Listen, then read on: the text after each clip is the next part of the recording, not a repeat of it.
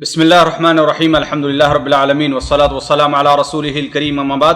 آج بتاریخ 8 ستمبر سن 2020 گروپ سوال شیخ مقصود حفظہ اللہ سے جوابات سیریز SSMS 426 نشر ہونے جا رہی ہے۔ امید کیا بغور سماعت فرمائیں گے۔ گروپ نمبر 9 کے بقیہ سوالات شیخ محترم پہلا سوال ہے۔ ان بقیہ سوالات میں سے ساتھی پوچھتے ہیں کہ کریڈٹ کارڈ کے بارے میں کہ اگر جیسے کہ کریڈٹ کارڈ کے بارے میں بتا دوں کہ شیخ محترم کہ اس میں شرط ہوتی ہے کہ اگر 1 مہینے کے اندر اس سے جو فائدہ آپ نے اٹھایا اور اتنا پیسہ واپس دے دیا بینک کو، تو بینک کوئی سود اس پر وصول نہیں کرتا ہے۔ اگر کوئی شخص اس شرط پر کہ میں 1 مہینے کے اندر واپس کر دوں گا بینک کو پیسہ تاکہ مجھے سود نہ لگے، تو کیا اس کا ایسا استعمال کرنا جائز ہوگا یا نہیں ہوگا؟ بھائی دیکھیے، یہاں پر 2 چیزیں ہیں۔ ایک بات تو یہ ہے کہ کسی بھی چیز کے حلال اور حرام ہونے کے لیے جی اس معاہدے اور شرط کو دیکھا جاتا ہے جو اس چیز سے متعلق، اس معاملے سے متعلق ہوئی ہے۔ چونکہ اب اس کا معاہدہ ہی غلط اور سود پر ہے، لہذا یہ چیز اصل ہے کہ ناجائز ہے۔ اچھا، اس لیے کہ اصل حکم کس چیز پر رکھتا ہے؟ اس معاہدے پر رکھتا ہے جس بنیاد پر وہ معاہدہ کیا جا رہا ہے، اور اس معاہدے میں بنیادی چیز یہ ہے کہ ہاں بھائی تمہیں سود دینا پڑے گا، تمہیں کتنے دن کے لیے چھوٹ ہے، نہیں تمہیں کیا ہے، سود دینا ہے۔ تو اصل چیز یہ ہے کہ یہ معاملہ ناجائز ہے، کریڈٹ کارڈ کا یہ معاملہ ناجائز ہے۔ بعض علماء نے وہاں پر یہ چیز رکھی ہے کہ اگر انسان کے لیے کوئی مجبوری ہے یا سخت ضرورت ہے، بغیر اس کے کام نہیں چلتا، یا کام جو ہے اس کا بہت پریشانی میں پڑ جانے ہوتا ہے کہ نہیں ہے، تو ایسی صورت میں اگر وہ اسے غالب گمان ہے، بلکہ غالب گمان یقین کی حد تک ہے، جیسے عام حالات بتاتے ہیں، ایسے حالات کبھی بدل سکتے ہیں، لیکن عام حالات کے پیچھے اگر غالب گمان ہے کہ ہاں بھائی میں 1 مہینے سے پہلے ادا کر دوں گا، تو اس پریشانی اور مجبوری سے بچنے کے لیے وہ استعمال کر سکتا ہے، ورنہ نہیں۔ جی ایسے یعنی شوق کے طور پر استعمال نہیں کر سکتا۔ آپ جانتے ہیں کہ بہت سی چیزوں کا معاملہ ہوتا ہے خود انسان کے اپنے ضمیر پر ہوتا ہے۔ ایک کسی انسان کی مجبوری ہوتی ہے، ایک ہے انسان مجبوری بنا لیتا ہے کہ نہیں ہے؟ تو فعلاً اگر مجبوری ہے، یہ اس کے اور اللہ کے درمیان کا معاملہ ہوگا، کوئی آدمی بظاہر اس کے اوپر حکم نہیں لگا سکتا۔ اگر اس کے سامنے یہ مجبوری فعلاً پریشانی کا سبب ہے اور بغیر اس کے اس کا کام نہیں چل رہا ہے، بینکوں ہی سے، جیسے بہت جگہوں میں ہمارے لینا ہی دینا اس بینک کے ذریعے ہی ہے تو ایسی صورت میں ہوگا۔ اور مجھے یاد آ رہا ہے کہ دارالعلوم دیوبند کا فتویٰ بھی اسی طریقے سے اسی شرط پر اس کے جواز کے لیے ہے۔ جی نہیں، یہاں پر جو احتیاط کا پہلو کہا جاتا ہے تو پھر بہت سارے دروازے سوالات کے کھلتے ہیں شیخ محترم، کہ اگر بینک میں مثال کے طور پر اگر ہمیں 200 کلومیٹر 300 کلومیٹر دوری پر کوئی ایک شخص رہتا ہے، اس کو پیسے بھیجنا ہے، تو اگر ہم نہ چاہیں تو بنا بینک کے بھی وہاں پر پیسہ پہنچایا جا سکتا ہے، خود جا کر پہنچائے تو ٹھیک ہے، ٹھیک۔ وہی تو میں کہہ رہا ہوں کہ بہت سا مسئلہ ہے کہ انسان کے بارے میں کوئی نہیں خود اپنا فیصلہ کر سکتا ہے انسان۔ نہیں تو کیا شریعت اس بات کا مکلف بناتی ہے شخص کو کہ اتنی پریشانی اٹھائے؟ کون پریشانی ہے؟ 200 کلومیٹر جانا پریشانی ہے؟ کسی کو بھیج دینا ہے، آج تو بینک کے ذریعے بھیج دیا جا سکتا ہے۔ تو وہی نہ، تو بینک کا تو استعمال ہو گیا، تو وہ کریڈٹ کارڈ کہاں ہے؟ آپ حوالات کے ذریعے بھیجیے، تحویل کر دیجیے، یعنی آپ فکس اپنا جو رکھتے ہیں وہ کیا کہتے ہیں غیر سودی جو اکاؤنٹ نمبر رہتا ہے اسے بھیج دیجیے، اس میں کیا؟ نہیں، یہاں تو بنیاد بینک کی تو سود پر ہے سارے کا سارا۔ وہ تو ٹھیک ہے، اسی لیے تو ہمیں جب اس سے کام نہیں چل رہا ہے بغیر بینک کے، اب تو ہم جو ہے بغیر بینک کے تنخواہ ہم کو نہیں مل سکتی ہے، تو ہم دیکھیے کوئی چیز جو ناجائز اور حرام ہوتی ہے اور اس کے استعمال پر انسان مجبور ہوتا ہے، تو کیا ضرورت کی حد تک رہتی ہے۔ اب یہ نہیں کہ اس کو ہم بالکل وسیع کر دیں، کھول دیں میدان چاروں طرف سے۔ جب ہمارا کام اس سے چل جا رہا ہے بغیر کریڈٹ کارڈ کے کہ ہم اپنے اکاؤنٹ سے دوسرے اکاؤنٹ پر تحویل کر سکتے ہیں، تو ٹھیک ہے، ہم اسی پر کام چلائیں اپنا۔ نہیں، میرا جو باریک سوال یہ سوال ہے کہ مثال کے طور پر کبھی ہوتا ہے گورنمنٹ کی طرف سے کہ یہ جو فیس ہے یہ بینک کے تھرو ہی بھری جائے گی، یہ تو مجبوری ہے، اس میں کوئی شک نہیں ہے کہ علماء کرام اس کی اجازت دے دیتے ہیں، اور بندے کو بھی یہ کیا جا سکتا ہے. لیکن اب ایک اپنے دوسرے ساتھی کو بھائی کو اگر پیسے بھیجنا ہے تو وہاں پر بنا بینک سے بھی کام لے سکتا ہے. اصل میں ہے تو اکاؤنٹ تو اس کے پاس ہے کہ نہیں ہے؟ اکاؤنٹ ہے تو پھر اس کے لیے اس نے کوئی اور چیز نہیں کی ہے, اس کے پاس اکاؤنٹ ہے, اسی سے کر رہا ہے, اسی مجبوری سے اپنا کام لے رہا ہے. یہ نہیں ہے کہ ہاں اب اس کے لیے نیا کریڈٹ کارڈ لے رہا ہے اور یہ کر رہا ہے. فرق ہے نا. ایک اکاؤنٹ آپ کے پاس اصل موجود ہے بھائی, ایک چیز آپ کے پاس گھر موجود ہے کہ نہیں ہے؟ نہیں, جب موجود ہے تو جہاں بہت زیادہ ضرورت ہوگی, واجب ہوگا, تبھی استعمال کریں گے, ورنہ ہر جگہ پہ استعمال کرنا بھی تو غلط بھائی نہیں, ہم اس کو اس لیے نہیں, اصل میں اس کو ہم نے استعمال کے لیے نہیں لیا ہے. نہ سوچیے, اب ہمارے پاس آ گئی ہے, ہمیں رکھنا مجبوری ہو گئی ہے. جی ٹھیک ہے, ہے کہ نہیں ہے؟ اب مثال تو ہمیں مجبور ہو گیا ہم جو ہے قسط کے اوپر گاڑی خریدنے کے لیے. اب ہم نے قسط پر گاڑی کیوں لی ہے؟ اس لیے کہ ہمیں اسکول روزانہ جانا رہتا ہے. تو اب اگر مجھے کہیں دعوت پہ جانا ہوتا ہم اس کو نہیں لے کے جائیں گاڑی کو. ارے بھائی ہم نے خریدا ہے کیا؟ اس مجبوری کے تحت خریدا ہے. اب اصل چیز ہے کہ ہمارے پاس ایک چیز موجود ہو گئی کسی مجبوری کے تحت, ہم اس کو استعمال کر رہے ہیں تو کوئی حرج نہیں, کوئی حرج نہیں. یعنی ایک مجبوری کے لیے وہ اکاؤنٹ بنایا گیا, اب بنا مجبوری کے بھی دوسرا کام بنا مجبوری کے نہیں ہے, بنا مجبوری کے اکاؤنٹ نہیں بنا رہے ہم. اسی اکاؤنٹ کو ہم استعمال کر رہے ہیں اپنے اسی حدود میں, جس حدود میں ہم کو بینک دے رہا ہے کہ نہیں ہے؟ جی, جس حدود میں ہم کو بینک دے رہا ہے ہم اس کو استعمال کر رہے ہیں. ہم اس کے اندر نیا کوئی شوشہ نہیں پیدا کر رہے ہیں کہ اس کی وجہ سے ہم اور اس سے فائدہ اٹھائیں ناجائز طور پر. ہمیں بینک لون بھی دے رہا ہے, اس کے ذریعے سے ہم چلو اس سے بھی فائدہ اٹھا, ارے بھائی ہم نے رکھ لیا چلو نہیں. کیوں؟ اس لیے کہ الگ سے معاملہ کرنا ہوا ہم کو کریڈٹ کارڈ دے رہا ہم اس کو بھی استعمال کر لیں, ویزا کارڈ دے رہا ہم اس کو بھی استعمال کر لیں. نہیں, ہم جہاں تک ہمیں مجبوری تھی ہم نے کر لیا ہے, اب اس سے آگے ہم نہیں بڑھیں گے. جی اسی کے قریب کا اگلا سوال ہے, ساتھی پوچھتے ہیں کہ جیسے شیخ محترم آج کل آن لائن کاروبار چل رہا ہے, طریقہ کار یہ ہوتا ہے کہ یعنی کپڑوں کا کوئی کاروبار کوئی مرد یا عورت اگر شروع کرتے ہیں, واٹس ایپ وغیرہ کے ذریعے سے کپڑوں کی تصویر سامنے والے کو بھیجی جاتی ہے, سامنے والا فوٹو دیکھ کر یہ کپڑا ڈریس پسند کرتا ہے, ریٹ بھی پسند کرتا ہے کہ یہ ریٹ میں یہ ڈریس ہے, تو پھر جیسے ہی معاہدہ طے ہو جاتا ہے تو یہاں سے کپڑا بھیجا جاتا ہے, وہاں سے پیسے آ جاتے ہیں. بھائی دیکھیے, یہ بیع الوصف ہے, وصف کو بتا کر کے یہ خرید و فروخت کی جا رہی ہے. اگر اس میں یہ شرط ہے, جیسا کہ یہاں سعودیہ کے اندر بعض ایسے کمپنیاں ہیں کہ اگر آپ کو پسند نہیں, ہم آدمی بھیج رہے ہیں, اگر آپ کو پسند نہیں ہے تو آپ واپس بھی کر سکتے ہیں, اپنا پیسہ لے سکتے ہیں, تو کوئی حرج نہیں. خیار بیع یہاں پر ہونا چاہیے, البیعان بالخیار ہے نا, خیار بیع ہونا چاہیے. اگر خیار بیع ہے نہیں, خیار عیب, یہاں پر اس کو خیار عیب کہیں گے, ہے کہ نہیں ہے؟ اگر ہمیں بھائی وہ چیز جیسا کہ تم نے بتایا ہے, جیسا کہ تصویر سے ظاہر ہے, اس لیے کہ تصویر میں کوئی چیز اور ہوتی ہے اور اس کو حقیقت دیکھیں تو اور ہوتی ہے کہ نہیں ہے؟ تو جیسا کہ آپ نے سمجھا اور ایسے بتایا ایسے نہیں ہے تو آپ واپس کر دیں تو ٹھیک ہے. لیکن اگر یہ نہیں ہے کہ ہاں واپس نہیں کرنا ہے, آپ کو لے ہی لینا ہے, تب تو یہ چیز جائز نہیں ہوگی. جی, یعنی اس کا مطلب یہ ہوا کہ جو مال ہے وہ پہنچنا ضروری نہیں ہے کس سامنے والے تک. بھائی آپ نے مال کا وصف بھیج دیا ہے نا, تو یہ مال کا وصف جو مالک ہے وہ بھی بھیج سکتا ہے اور جو غیر مالک ہے وہ بھی بھیج سکتا ہے. غیر مالک وکیل بن کے بھیج سکتا ہے, مالک بن کے نہیں بھیج سکتا کہ بھائی ٹھیک ہے ایسی چیزیں ہیں, ہمارا ان سے کنٹیکٹ ہے, ہمیں اتنا فیصد ملتا ہے نا, ٹھیک ہے ہم آپ کو لا کر کے دیتے ہیں, کوئی بات نہیں, ہم اس سے اپنا اتنا فیصد لینے کی کیا ضرورت ہے. بولے کہ ہمارے ایک ساتھی ہیں جس کے ساتھ ہمارا کاروبار ہے, یا بھائی ہمارا کاروبار یعنی آپ کا کاروبار ہے کہ نہیں ہے. آپ یہ نہ کہیے کہ ہاں بھائی ہمارا آپ اس میں شریک ہیں نا, جی جی, اس مال میں شریک ہیں. آپ اور آپ کے ساتھی نے لا کر کے رکھ لیا ہے, اس کو کہیں پر موجود ہے دکان پر, مالک ہے اس نے دوسرے کو بیچنے کی اجازت دے دی ہے کہ یہ فوٹو بھیجو اور جو بھی اگر آپ کو پسند کرتا ہے تو آپ اپنا جتنا بھی رکھنا ہے رکھ کے اس سے بیچ دو. بھائی یہی اس کو تو فیصد پر بیچ رہا ہے وہ, تو بیچنا تو بتانا تو ضروری نہیں ہے, مگر کہ میں فیصد پہ کام کر رہا ہوں. وہ یہ ہے کہ یہ مال جو ہے میں آپ کو لا کر کے دیتا ہوں, ہے کہ نہیں ہے, اگر اس میں خیار عیب ہے تب تو ٹھیک ہے, نہیں تو نہیں.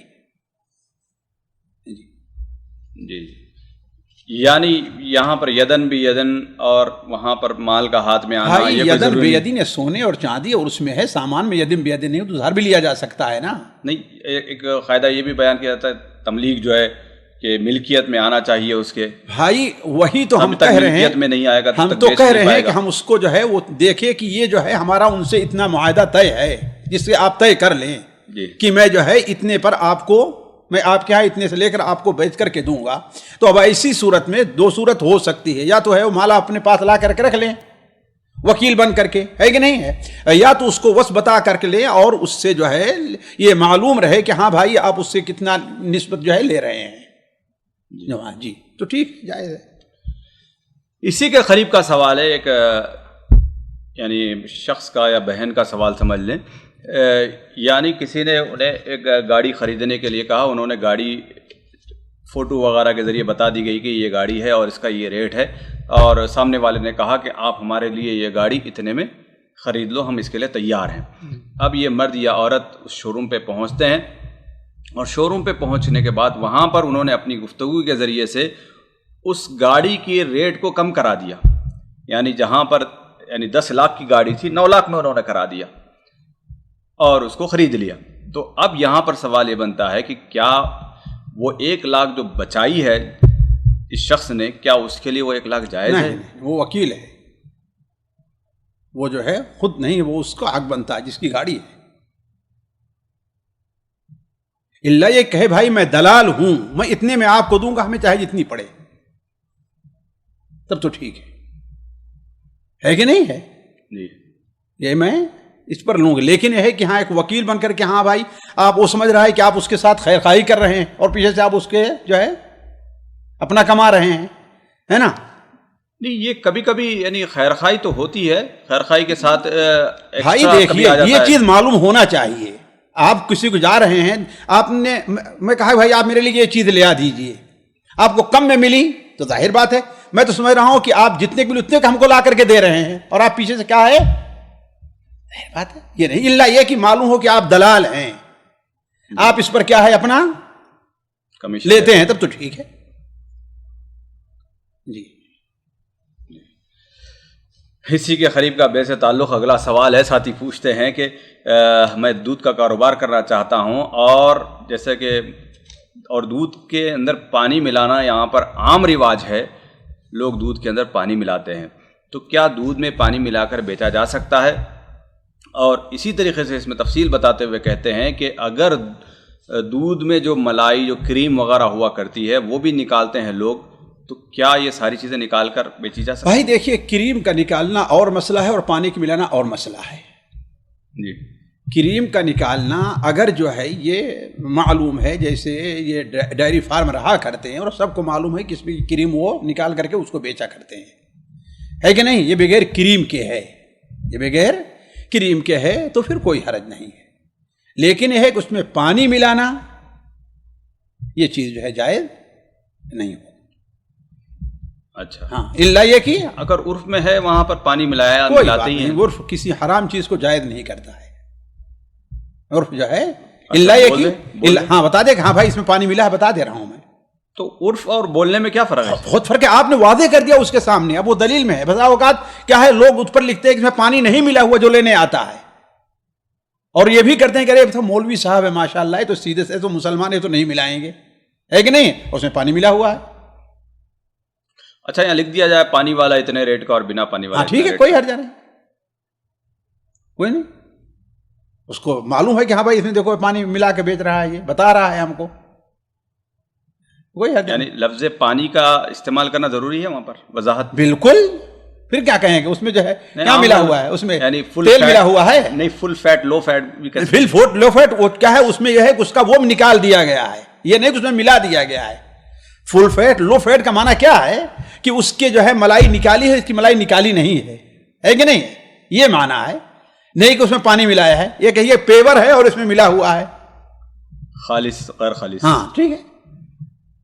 جی جی, لیکن یہ پھر کریم نکالنے کی اجازت کہاں سے ملتی ہے؟ بھائی کریم اس لیے کہ بھائی آپ کے پاس جو ہے کپڑا ہے, جی ہے کہ نہیں ہے, آپ کے پاس ایک کپڑا ہے, آپ جو ہے کپڑا اس میں بنے, اس میں جو ہے 30-40 کی یا 30 اور 70 کی رہے, 40-60 کی رہے, جو دھاگے کا رہتا ہے اس کے اوپر لکھ دے اور بیچیں, اس میں کیا بات, کوئی حرج نہیں ہے نا. تو اس میں بتا دیا گیا ہے اس لیے کہ دودھ کا مصرف اور ہے اور یہ جو ہے گھی ہے اس کا مصرف اور ہے، دونوں کا الگ الگ ہے. یعنی دودھ کے فائدے میں کمی نہیں آئے گی کریم نکالنے کی وجہ سے؟ کمی بھی آ سکتی، فائدہ بھی ہو سکتا ہے. جو لوگ مریض ہیں ان کے لیے نقصان دہ بھی ہو سکتے ہیں، فائدہ بھی ہو سکتا ہے. تو وہاں پر وضاحت کرنا ضروری نہیں کہ کریم نکالا گیا اس کا؟ نہیں، اگر جو ہے یہ وہاں پر ایک معروف ہے، جیسے ڈائری فارم والوں، دیکھیے فرق ہے اس میں جو ہے وہ کوئی وہ نہیں کیا جا رہا ہے کہ ہاں کوئی چیز الگ سے ملائی جا رہی ہے، اور نہ یہ ہے کہ اس میں کوئی چیز کمی کی جا رہی ہے. جتنے ڈائری فارم والے ہیں ان کے یہاں رول یہی چلتا ہے کہ ہاں بھائی اس میں سے کیا ہے وہ کریم نکالی رہتی ہے. تو ٹھیک ہے انشاءاللہ. بعض ڈائری فارم تو ایسے بھی ہیں جو کچھ بھی ہاتھ نہیں لگاتے. ہاں تو ٹھیک ہے، نہیں کرنا ہے. پھر اگر ایسا کوئی کہتا ہے کہ ہاں فل ہے تو اس میں جائز نہیں ہوگا. یعنی اس کے لیے نکالنے کے لیے کوئی بتانے کی ضرورت نہیں؟ نکالنے کے لیے بتانے کی ضرورت نہیں ہے. اگر جو ہے اس علاقے کے تمام ڈائری فارم کے اندر رہتا ہے، یہ معروف ہے تو، یعنی کہنے کا مطلب یہ ہے کہ لوگوں کو دھوکہ نہ رہے. پانی کا بھی تو معروف ہے شیخ آج کل. نہیں، بہت سے لوگ ہم نے کچھ نہیں ملایا ہے کہتے ہیں، اور آپ کہہ دیں گے تو اس میں لیں گے بھی نہیں، اسی رہا سے لوگ پیسہ بھی دیں گے.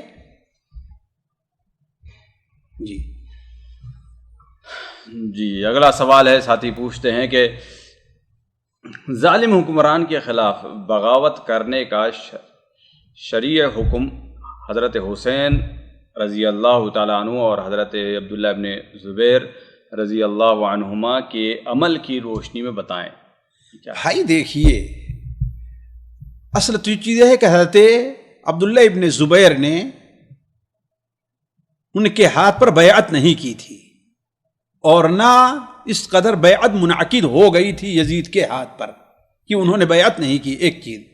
دوسری چیز ہمیں یہ نہیں بھولنا چاہیے کہ یہ شروع میں یہ جو بعد اختلافات ہوئے اور جس کے برے نتائج نکلے ہیں اور جس کی وجہ سے اہل بیت کو بہت خسارہ اٹھانا پڑا ہے، اس کے بعد سے فقہا اس بات پر متفق ہو گئے ہیں کہ اگر وہاں مصلحت راجحہ نہیں ہے تو بغاوت نہیں کی جائے گی.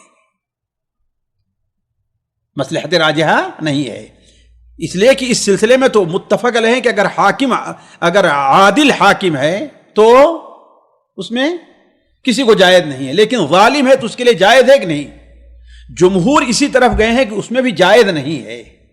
اسی لیے فاصبروا، تم صبر کرو. آپ نے انصار سے کہا تھا نا کہ میرے بعد تم اثرہ دیکھو گے، یعنی دوسروں کو ترجیح، تمہارا حق مارا جائے گا، اس پر کیا کرنا، تمہیں صبر سے کام لینا ہے، صبر سے کام لینا ہے. تو یہ جو دو چار ہیں، چاہے عبداللہ ابن زبیر کا معاملہ ہو، حضرت حسین کا ہو، اشعث کا معاملہ ہو، یا محمد ابن حسن محمد حسن ذکیہ کا معاملہ ہو، ان لوگوں کا جو معاملہ ہے، اس کے بعد سے اہل علم نے یہ اپنا یہی فیصلہ کر لیا ہے کہ حاکم وقت اگرچہ ظالم ہی کیوں نہیں ہے، اگر مسلمان ہے تو اس کے خلاف بغاوت جائز نہیں ہے. اس لیے کہ آپ دیکھ لیں، پوری تاریخ اٹھا کر کے دیکھ لیں، جتنے لوگوں نے حاکم وقت کے خلاف بغاوت کی ہے اس کے نتائج اچھے نہیں نکلے، اس کے نتائج اچھے نہیں نکلے. آپ پوری تاریخ پڑھ جائیں، پوری تاریخ اسلام.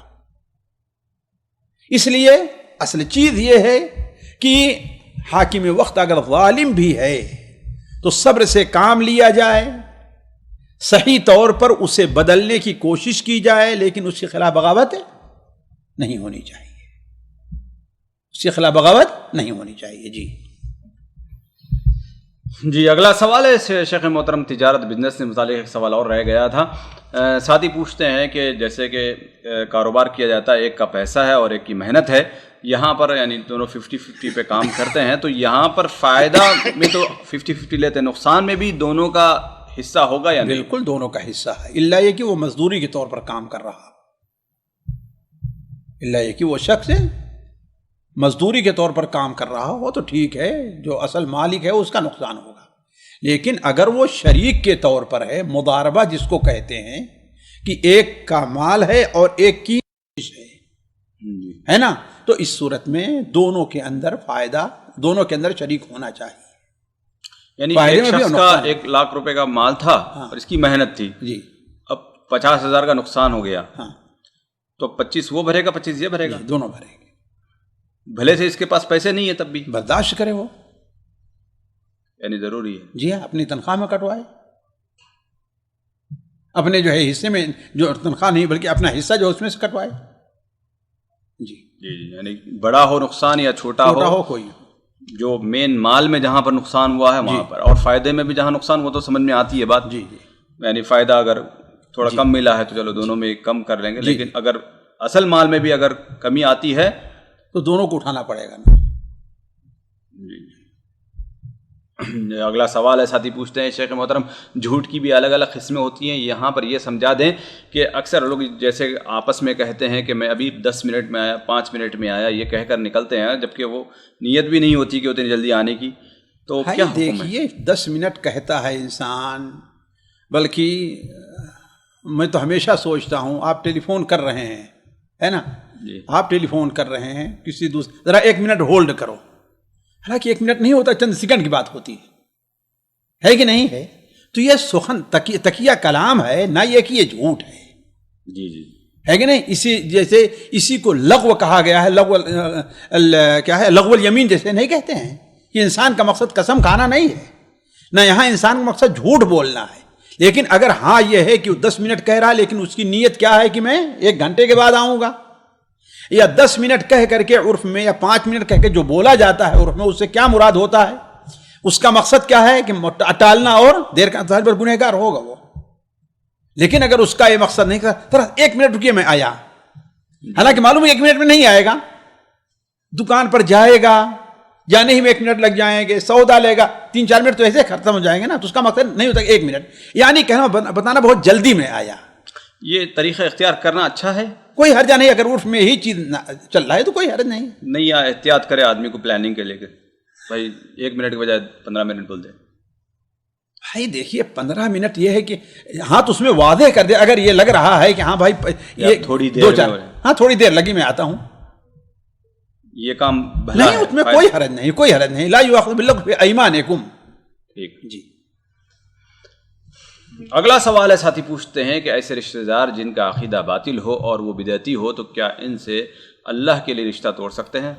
بھائی دیکھیے اللہ کے لیے رشتہ یقیناً توڑ سکتے ہیں، لیکن کیا یہ رشتہ توڑنے کا کچھ فائدہ ہے؟ اگر رشتہ توڑنے کا کوئی فائدہ ہے تو ٹھیک ہے، ان کو عبرت ہوگی یا اس کی وجہ سے آپ کو ضرر پہنچ رہا ہے. لیکن رشتہ توڑنے کا کوئی فائدہ نہیں ہے، بلکہ ہو سکتا ہے کہ وہ اور ضرر ہو تو وہاں پر نہیں توڑا جائے گا. جی. تو یہ تو بہت ساری چیزوں پہ اپلائی کیا جا سکتا ہے پھر یہ اصول. ہاں ٹھیک ہے، ٹھیک، اس کی وجہ سے کسی حرام کا ارتکاب نہیں ہو پا رہا ہے تو اس کی کوئی حرج نہیں.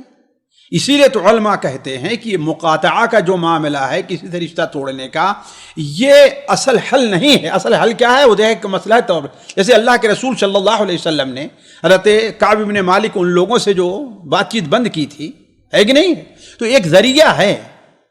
اب اگر آپ آج یہاں کسی سے بند کرنا چاہیں تو کہے گا بند کریں، بند میں رکھا جاتا ہے نقصان، کوئی میری رسی ان کے نیچے دبی ہوئی ہے. کوئی اسلام دشمن ہے، رسول دشمن ہے، صحابہ دشمن ہے، اگر وہ شخص ہے پھر ہم سلام ولام کرتے رہیں اس کے ساتھ. یہی دیکھیے، یہی تو دیکھ، دشمن ہے، دشمن ہے، اسلام دشمن ہے، کافر دشمن ہے.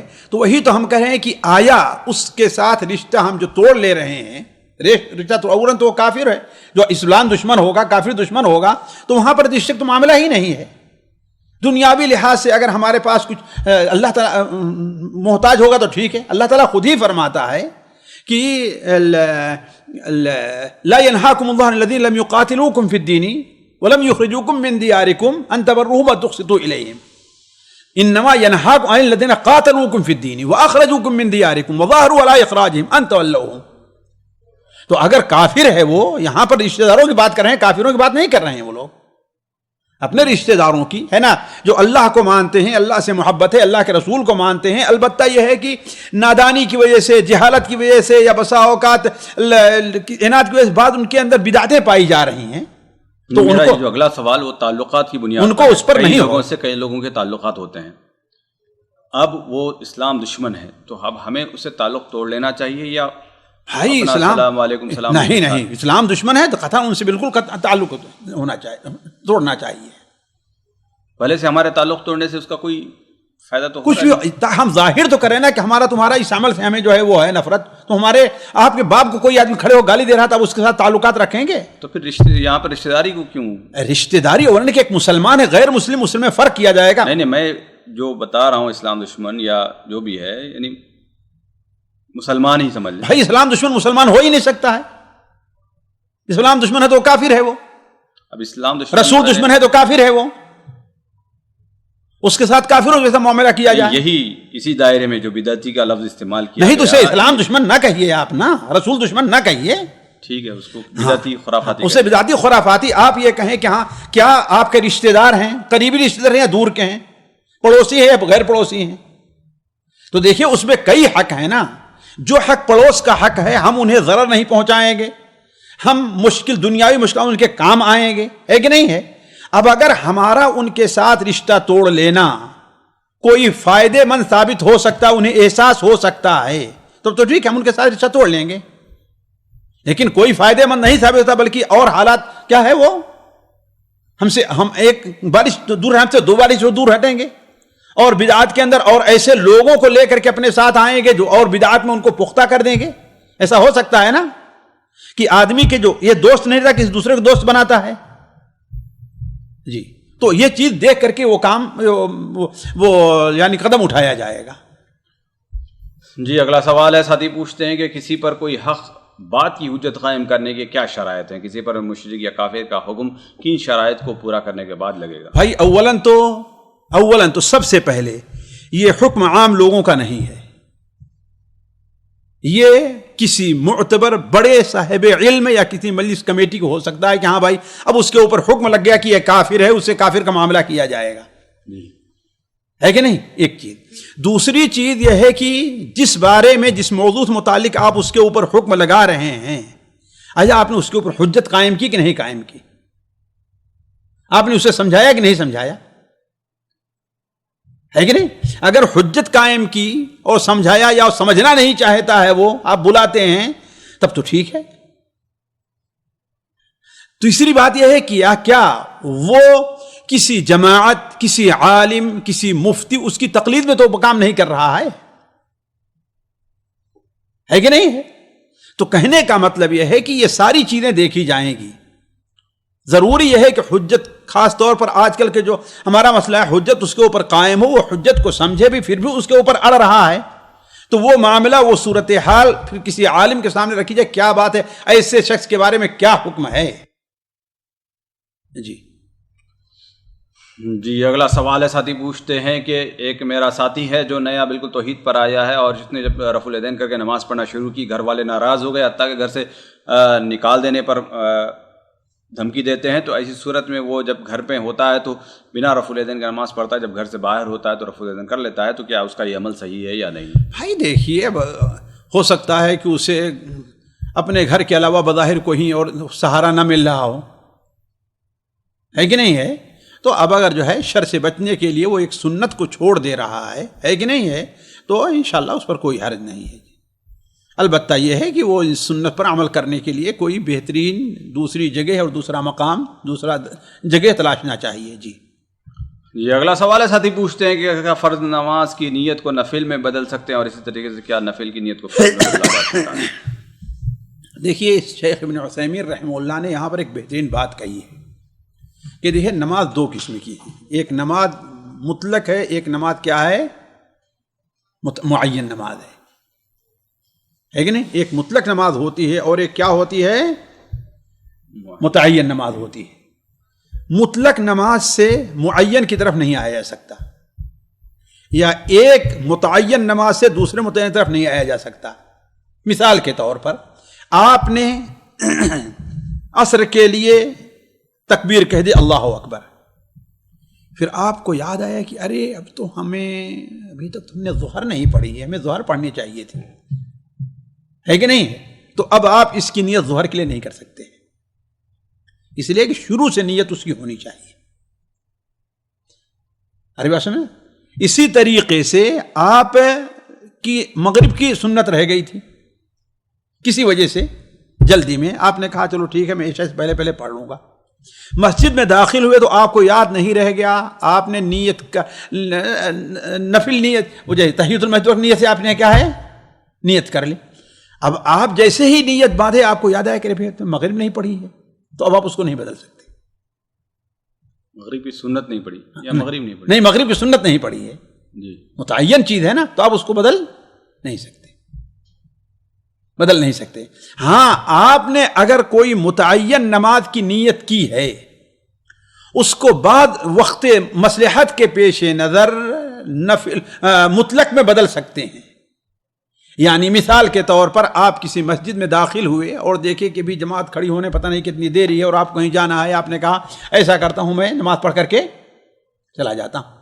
آپ نے نیت کر لی فرض نماز پڑھنے کی, اتنی دیر میں اگر آپ بھی شروع ہی میں ہیں یا ایک آدھ رکعت پڑھی ہے تو کیا آ گیا, امام صاحب آ گئے, آپ ہے کہ نہیں ہے. اب ایسی صورت میں اہل علم کہتے ہیں کہ آپ اس کی نفل میں بدل دیجئے. کیوں؟ اس لیے کہ ایک مصلحت کے پیش نظر آپ اس کو بدل رہے ہیں. جی, تو یہ 3 صورت حال ہے. مطلق سے ہے نا, معین طرف نہیں آ سکتے, معین سے معین طرف نہیں آ سکتے, البتہ معین سے مطلق کی طرف بسا اوقات آ سکتے ہیں. جی جی, اگلا سوال. کچھ سوالات خواتین گروپ سے شامل کیے جاتے ہیں. پہلا سوال ہے, بہن پوچھتی ہیں کہ شیخ محترم, نکاح میں قاضی نے لڑکے سے صرف ایک بار نکاح قبول ہے اجازت لی, اب لڑکے کا کو شک لائق ہے کہ نکاح ہوا یا نہیں؟ ہو گیا, بہت پختہ ہوا ہے. یعنی جیسے ہمارے پاس مشہور ہے کہ 3 مرتبہ ضروری ہے. 3 کی کوئی دلیل نہیں ہے, 3 کی کوئی دلیل نہیں ہے. جی, اگلا سوال ہے, بہن پوچھتی ہیں کہ شیخ محترم, اگر کسی کو تجوید کے ساتھ قرآن پڑھنا نہیں آتا ہے اور وہ سیکھ رہی ہے, تو جب تک یعنی سیکھنا تو بڑا مشکل کام ہے اور بہت ٹائم لگے گا, تو اس وقت تک نماز اور قرآن کی تلاوت وغیرہ کا کیا؟ وہ سیکھنے کی کوشش کرے اور جیسے ہی اس سے بنتا ہے ویسے ہی نماز پڑھتی رہے, ویسے ہی نماز پڑھتی رہے, ہے نا. اللہ تبارک تعالی لا یکلف اللہ نفسا الا وسعها, جس کے پاس جتنی استطاعت ہے اللہ تعالیٰ اس کو اتنا ہی مکلف بنا رہا ہے. جی, اگلا سوال ہے, بہن پوچھتی ہیں کہ شیخ محترم, یعنی ایک شخص نے, ایک بھائی نے, بڑے بھائی یا چھوٹے بھائی, کسی ایک بھائی نے دوسرے بھائی کو ایک گھر بیچا 50 لاکھ کی قیمت میں, جی, اور 20 لاکھ میرے خیال سے تبھی کا وقتی طور پر جب آن دا اسپاٹ دے دیا گیا ہے, لیکن اس کے بعد جو 30 لاکھ تھے دیتے رہے, ابھی دینے میں ہی تھے مکمل, تو دوسرے جو جس نے بیچا تھا انہوں نے کہا کہ 10 لاکھ اور بڑھا دیا کہ ابھی 50 کا نہیں بلکہ ابھی 40 یا 60 میں ہوگا. تو دوسرے نے کہا ابھی چلنے دو, یہاں تک کہ رجسٹریشن ہو جائے, تو اس کے بعد میں تمہیں 10 دے دوں گا. اب یہاں پر سوال یہ ہے کہ جب رجسٹریشن ہو جائے گا تو اب یہاں پر ان کا مانگنا کیسا ہے اور ان کا دینا کیسا ہے؟ بات ایک طے ہو گئی تھی تو اس پر زیادہ مانگنا یہ جائز نہیں ہے. اگر اب انہوں نے کہا کہ چلو ٹھیک ہے بعد میں دے دیتے ہیں, وہ واجب نہیں ان کے اوپر دینا, نہ 5 دینا واجب ہے نہ کچھ نہیں. اگر دیں تو گنہگار ہوں گے. اگر اس شرط کے ساتھ دے رہے ہیں تو گنہگار ہوں گے, اس لیے سود دے رہا ہے. وہ کس شرط کے ساتھ دے رہا ہے؟ مطلب کہ ہاں بھائی اس نے وعدہ کر لیا کہ میں تم کو دوں گا, وہ مطالبہ کر رہا ہے اور اس نے کہا کہ ہاں میں تم کو دوں گا, تو دونوں گنہگار ہوں گے. نہیں, یہ دینے والا گنہگار کیوں؟ اس لیے کو زیادہ دے رہا ہے کہ مجبور ہے, اس کا کوئی کام نہیں بن رہا اس کے بغیر. یعنی وہی لڑائی جھگڑا ہویا اور کیا ہوگا؟ بھائی چھوڑ دے, ٹھیک ہے میرا پیسہ واپس کرو, واپس کرو میرا پیسہ, میں دوسرا گھر لے لوں گا. یعنی اپنی خوشی سے دینا بھی گناہ ہے؟ بھائی اپنی خوشی سے دینا کا مسئلہ آپ سمجھنے کی کوشش کریں. ہمارا آپ کا اس قلم کے بارے میں طے ہوا کتنے کا ہے کہ 5 ریال کی ہے, ہے کہ نہیں ہے؟ ہم نے دے دیا, تو آپ نے دیتے وقت مجھے 6 ریال دے دیا, کوئی حرج نہیں, اس میں کوئی حرج نہیں ہے کہ نہیں. اور اگر ہم یہ قلم یہ کہتے ہیں کہ ہاں بھائی یہ 4 ریال کیا اور آپ کو 10 دن میں دینا ہے, اگر 10 دن نہیں دیا تو میں آپ سے کتنا لوں گا؟ 6 ریال لوں گا. تو اب اسی صورت میں, اس لیے کہ یہ معاہدہ ہی جو ہوا, عقد ہو رہا, باطل ہے. یہ بات سمجھ میں آ گئی. جی, اب آپ خوشی ہی سے کیوں نہ دیں, جائز نہیں ہے آپ کے لیے دینا, نہ آپ کے لیے دینا جائز, نہ ہمارے لیے لینا جائز ہے. نہیں, وہاں پر تو کوئی ڈیٹ فکس نہیں ہے نا, کہ ایسا تو پہلے تو ہوا نہیں, یہ تو دھوکہ دہی میں آئے گی چیزیں. تو اسی لیے تو باطل ہے نا, تو اس کا دینا بھی باطل ہے کہ سود دے رہا, اللہ ہے کہ مجبور ہو گیا ہے وہ. اگر مجبور ہو گیا ہے کہ نہیں تو اس کا باقی یہ تو ہوتا باقی 40 لاکھ بھی ضائع چلا جائے گا, نہیں دے گا وہ, باقی 40 لاکھ بھی اس کا نہیں دے گا, اور اگر دے گا تو ہوتا ہے تھوڑا تھوڑا کر کے دے. تو ظاہر بات ہے دونوں اس کے گنہگار ہوں گے, اس کو قبول کرنا ہی نہیں چاہیے. میں قبول نہیں کرتا. جی سامعین اکرام, ہمارے علمی اور عوامی دروس اور سوال و جواب کی مجلسوں سے آپ خود بھی مستفید ہوں اور اپنے دوست و احباب کے ساتھ بھی شیئر کریں. عین ممکن ہے کہ آپ کے شیئر سے کسی کی اصلاح اور آپ کے لیے صدقہ جاریہ بن جائے. واٹس ایپ پر اسلامک میسج حاصل کرنے کے لیے نمبر نوٹ فرمائیں. یعقوب عزیز 0096650895977. واٹس ایپ سوال جو آپ گروپ میں ایڈ ہونے کے لیے نمبر نوٹ فرمائیں. عبدالسلام عمری 00966502627 نمبر بھیجتے ہوئے نام اور پتہ ضرور لکھیں. اسی طرح ہمارے یوٹیوب چینل اسلامی دعویٰ کو ضرور سبسکرائب کریں تاکہ ہماری ہر نئی اور اہم ویڈیو کی اطلاع آپ کو فوری حاصل ہو جائے. تمام دروس, مقالات اور سوال و جواب سیریز کے لیے ہماری مشہور ویب سائٹ www.islamidawah.com کا مشاہدہ کرتے رہیں. السلام علیکم ورحمۃ اللہ وبرکاتہ.